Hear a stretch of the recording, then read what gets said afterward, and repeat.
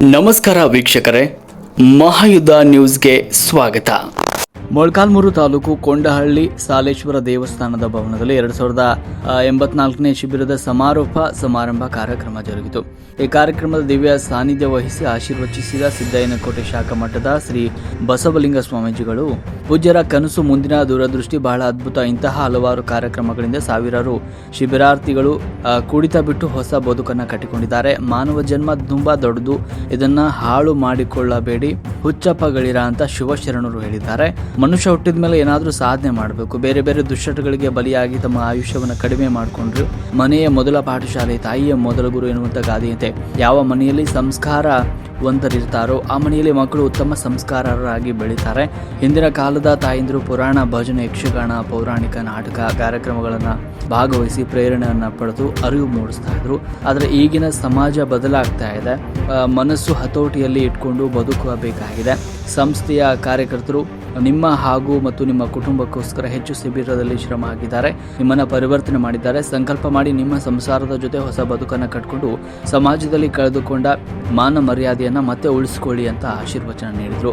ಈ ಕಾರ್ಯಕ್ರಮದಲ್ಲಿ ಜಿಲ್ಲಾ ಜನಜಾಗೃತಿ ವೇದಿಕೆ ಅಧ್ಯಕ್ಷರಾದ ಅರವಿಂದನ್, ನಿಕಟಪೂರ್ವ ಅಧ್ಯಕ್ಷರಾದ ಷಡಕ್ಷರಪ್ಪ, ಸಮಿತಿ ಅಧ್ಯಕ್ಷರಾದ ತಿಪ್ಪೇಸ್ವಾಮಿ, ಪ್ರಾದೇಶಿಕ ಯೋಜನಾ ಅಧಿಕಾರಿಗಳಾದ ನಾಗರಾಜ್, ಕುಲಾಲ್ ಪ್ರಾಸ್ತಾವಿಕವಾಗಿ ಕಾರ್ಯಕ್ರಮದ ಹಿನ್ನೆಲೆಯ ಬಗ್ಗೆ ತಿಳಿಸಿದರು. ಶಿಬಿರಾಧಿಕಾರಿಗಳು ದಿವಾಕರ್ ಪೂಜಾರಿ, ಆರೋಗ್ಯ ಸಹಾಯಕಿ ತುಷಾ ಅವರು ಶಿಬಿರಾರ್ಥಿಗಳ ಮನೆಯವರಿಂದ ಪಾದಪೂಜೆ ಕಾರ್ಯಕ್ರಮವನ್ನು ಯಶಸ್ವಿಯಾಗಿ ನಿರ್ವಹಿಸಿದರು. ಕಾರ್ಯಕ್ರಮದಲ್ಲಿ ವ್ಯವಸ್ಥಾಪಕ ಸಮಿತಿ ಸದಸ್ಯರು, ವಲಯ ಮೇಲ್ವಿಚಾರಕರು, ಸೇವಾ ಪ್ರತಿನಿಧಿಗಳು, ಒಕ್ಕೂಟದ ಪದಾಧಿಕಾರಿಗಳು, ಶಿಬಿರಾರ್ಥಿಗಳು, ಸಾರ್ವಜನಿಕರು ಭಾಗವಹಿಸಿದರು.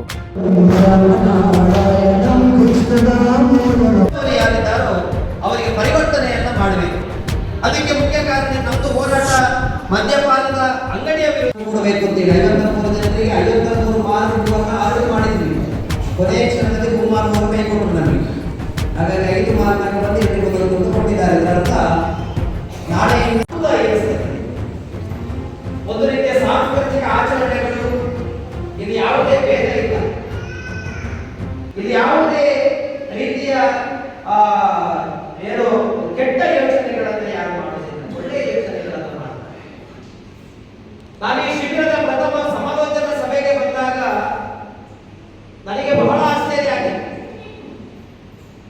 ನನಗೆ ಇಲ್ಲಿಯವರು ಕಾರ್ಯಕರ್ತರು ನಮ್ಮ ಸಂತೋಷ್ ನನಗೆ ಮೀಟಿಂಗ್ ಹೇಳಿದ್ರು 3 ಗಂಟೆಗೆ. ಇಲ್ಲಿಯ ಯೋಜನಾಧಿಕಾರಿಗಳು ರಾಘವೇಂದ್ರ ಸರ್ ಅವರಿದ್ರು, ಅವರು ಹೇಳಿದ್ರು 3 ಕಾಲಕ್ಕೆ ಬನ್ನಿ ಸರ್ ಅಂತ ಹೇಳಿದ್ರು. ನಾನು ಮತ್ತು ನಿರ್ದೇಶಕರ ಜೊತೆ ಇದ್ದಿದ್ದು ಆಶ್ಚರ್ಯ